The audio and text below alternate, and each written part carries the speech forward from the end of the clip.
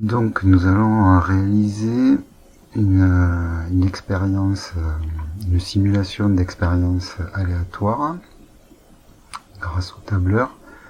Donc ici il s'agit d'une simulation de lancer de pièces, donc deux solutions possibles, soit on obtient pile quand on lance la pièce, soit on obtient face. Donc pour comprendre déjà un petit peu le tableau, ici c'est un tableau statistique, donc deux caractères possibles, pile ou face. Et puis en dessous les fréquences, donc regardez un petit peu la formule ici du tableur. Donc on reconnaît le système de calcul d'une fréquence. On divise ce qu'il y a dans la case F6, c'est-à-dire l'effectif du caractère tombé sur pile.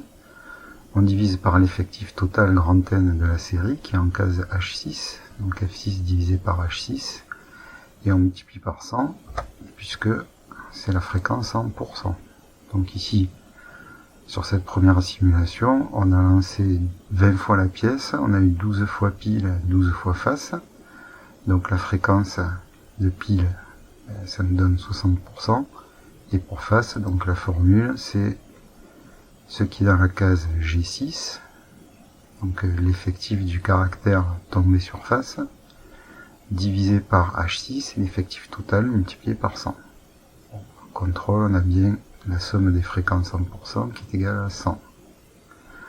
Donc ici on a eu 60% de pile, 60% de face. Alors quel est l'intérêt du tableur? C'est qu'en fait je vais pouvoir facilement refaire une autre simulation de 20 lancers de pièces. Il suffit que j'appuie sur la touche F9. Donc là par exemple, deuxième simulation, j'ai eu 7 fois pile et 13 fois face. Donc ce qu'on constate, c'est que quand on multiplie les lancers, bon là par exemple c'est parfaitement équilibré, 10 et 10, on voit qu'on a de grands changements possibles sur les résultats. Voilà, là par exemple j'ai 3 quarts de résultats face et 1 quart de résultats pile.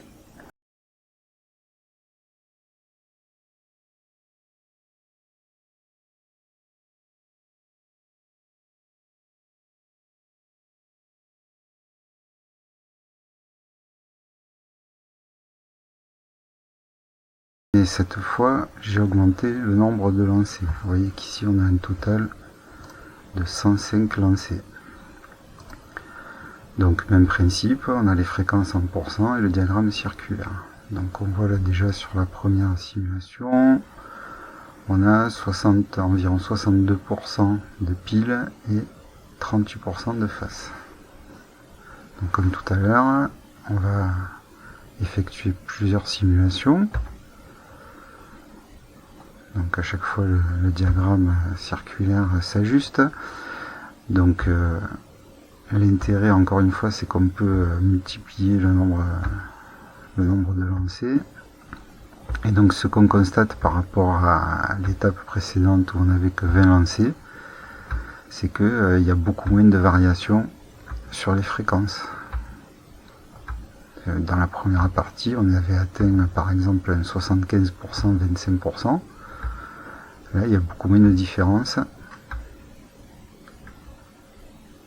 Voilà, finalement, celle où il y avait le plus de différence, c'était la toute première. Hein. On avait pratiquement 60%, 40%.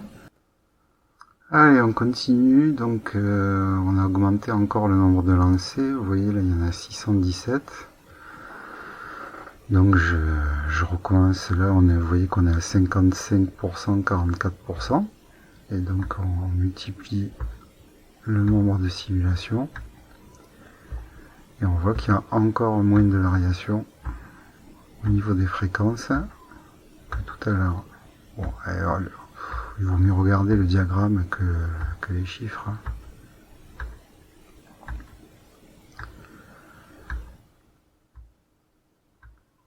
Donc, on rappelle ce qu'il faut comprendre de cette vidéo, c'est que plus j'augmente le nombre de lancers, moins il y a de variations au niveau des fréquences.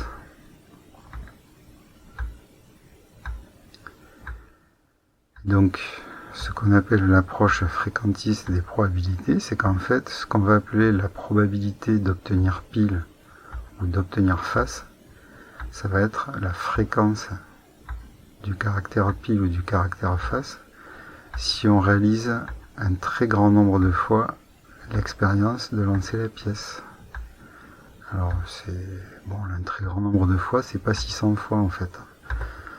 Donc c'est 10 000, 20 000, 100 000 ou 1 million de fois. 2003 lancés. Et donc vous voyez là, vous constatez que ça varie encore moins. Et donc en gros, ça se stabilise autour de 50-50. Donc c'est pour ça qu'on dira que quand on lance une pièce, on a une chance sur 2 d'obtenir pile, une chance sur 2 de faire face. La probabilité, c'est donc 50% ou 1,5, puisque 50 sur 100, si on simplifie par 50, ça fait 1 sur 2. Ou éventuellement 0,5, puisque 1,5 égale 50 sur 100 égale 0,5. Alors évidemment, dans les exercices, vous verrez, on ne calculera pas les probabilités comme ça, hein, parce que c'est ingérable. Hein. Donc vous aurez une formule. J'ai 2 résultats possibles, pile ou face. On a développé la notion de résultat favorable. Donc un résultat favorable pour obtenir pile sur 2 résultats possibles, ça fait probabilité d'obtenir pile 1 sur 2. Allez, dans la prochaine vidéo, on va faire la même chose avec une autre expérience aléatoire qui consistera à jeter un dé à 6 faces.